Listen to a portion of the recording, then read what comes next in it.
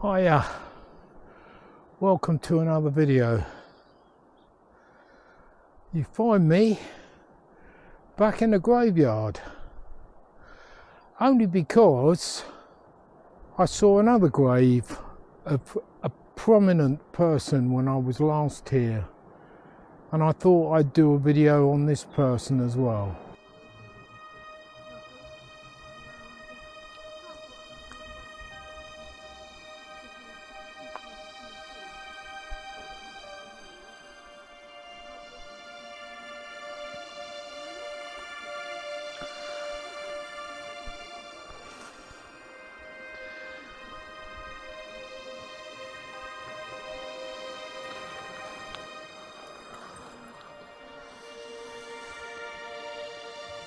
Rhoda, widow of Sir Frank Baines, Knight Commander of the Victorian Order, citizen of the British Empire,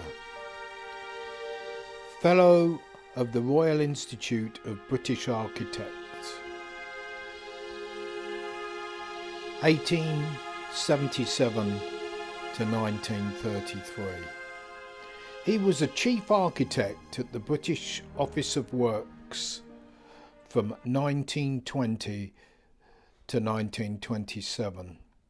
His most famous work was Thames House and its neighbour, Imperial Chemical House, 1929 to 1930 in London. Thames House is currently the headquarters of the British Security Service, the MI5. And Imperial Chemical House was built as the headquarters for Imperial Chemical Industries, ICI. Much of his work involved the conservation and preservation of old buildings, on which he had a worldwide reputation, including Tinterton Abbey, Bylands Abbey, Hunting Tower Castle, Jedburgh Abbey, Melrose Abbey and Dryburgh Abbey. He was also advisor on the restoration of Westminster Hall, Eltham Palace Hall and Carnarvon Castle, in connection with the investiture of the Prince of Wales, who was later Edward III.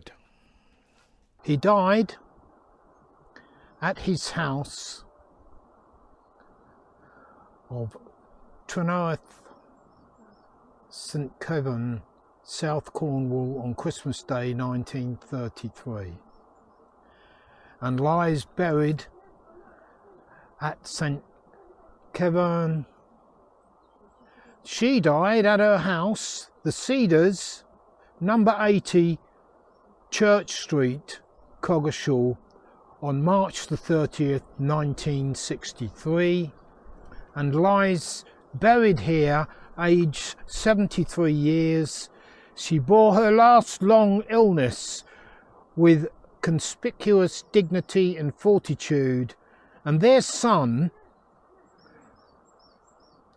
an author, Frank Baines, born September 24th, 1915, died, you can't see that, I think something October 22nd, 1987. Now, Frank Baines lived just across the road from the church, and I'll take you over there shortly and show you where he lived. But this here is his grave.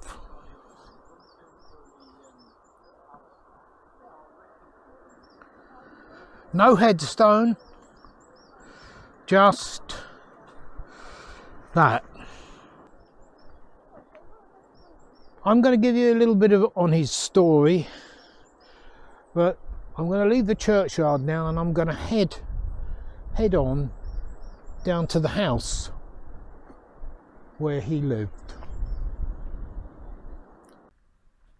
Sir Frank Baines' son, Francis, was also a remarkable person in his own right. He was also named Frank. He was an able seaman, Chindit officer, Hindu monk, a businessman, a journalist, writer, film extra, prisoner, long-distance cyclist. There were many sides to Frank Baines, which we won't go into in this video. Suffice to say, he was banished from a childhood paradise in Cornwall following the death of his father. And Frank roamed the world for many years seeking to regain that Shangri-La. The quest took him on the high seas to Australia and South America, and then to the army in India and behind enemy lines into Burma, where he went to war with the Chindits and fell in love with his Gurkha orderly. After the war, he settled in a Hindu monastery in the Himalayan foothills, but, restless as ever, he moved to steamy Calcutta. Here he became a businessman, repairing tea chests, and embarked on his writing career, starting out as a journalist and a columnist on The Statesman, one of India's most prominent daily newspapers. Frank returned to England in the mid-1950s and became a successful author. There's also a biography written by Brian Mooney, who also is a Coggeshall resident, A Life Beyond the Sea, where Brian goes into great detail about Frank's life. And this book is still available on Amazon. These here are the almshouses on Church Street in Coggeshall. And there's a photograph taken of Frank Baines and his garden, which is just there. It's all changed now because it's occupied by different people, but this is where Frank Baines, Francis Baines, spent his last days. And it is said that he had all sorts of poisonous plants in the garden that he sat amongst. But that's amazing. The life of a remarkable person in Coggeshall. There are many remarkable people in Coggeshall. Some are listed in the museum on their website, but I've heard of another who is famous for a different reason, but that's for another video.